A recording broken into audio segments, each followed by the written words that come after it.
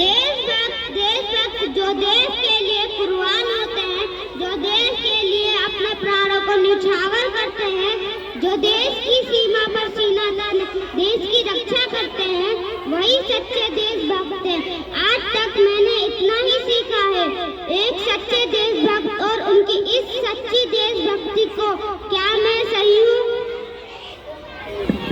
आज गणतंत्र दिवस मना रहे हैं। आज ही के दिन हमारा गणराज्य बना, हमारा आपका संविधान लागू हुआ और आप सोच रहे होंगे कि देशभक्ति और संविधान में क्या तालमेल है?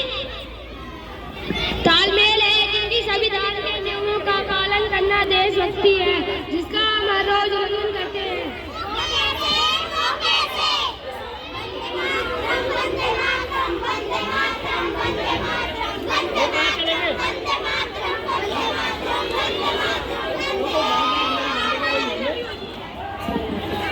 हम हर रोज यातायात के नियमों का पालन करते हैं। हमारे सामने लाल बत्ती जलती रहती है और हम रुकने की बजाय तेज गति से अपने वाहन को पार करना ही गर्व समझते हैं, जैसे हमने कोई जंग जीत ली। और तो और हेलमेट न पहनना भी अपनी शान समझते हैं। इसी शान में न जाने कितनों की जाने। पिछले वर्ष इसी गैर मुमकिन रोड पर आपने कई ऐसी घटनाएं सुनी, अफसोस भी जताया, लेकिन हेलमेट पहनना नहीं। क्या यह संविधान के नियमों का उल्लंघन नहीं है?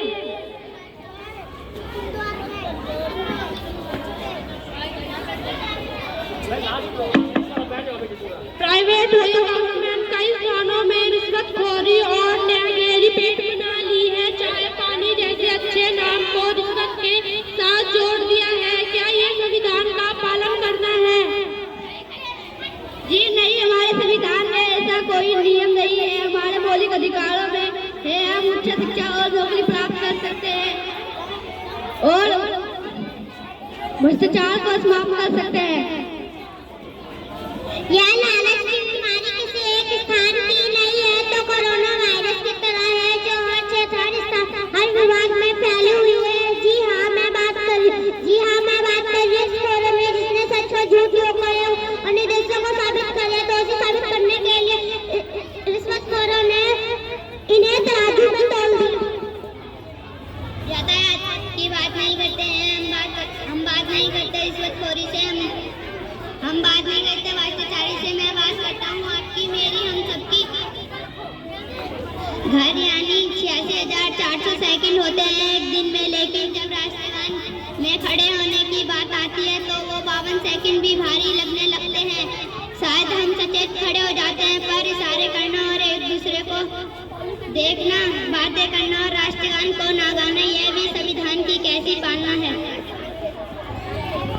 साल में 15 अगस्त 26 जनवरी 2 दिन वंदे मातरम के नारे लगाने में हम सच्चे देशभक्त नहीं कहला सकते।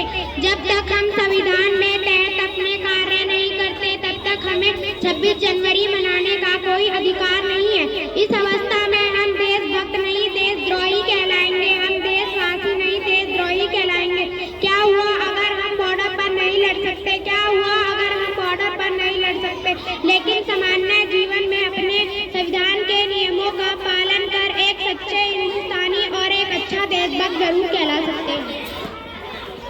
अंत में मैं यही कहना चाहूंगी, संविधान के नियमों का पालन नहीं करता, ये कभी एक सच्चे देश नहीं कहला सकता। जय हिंद।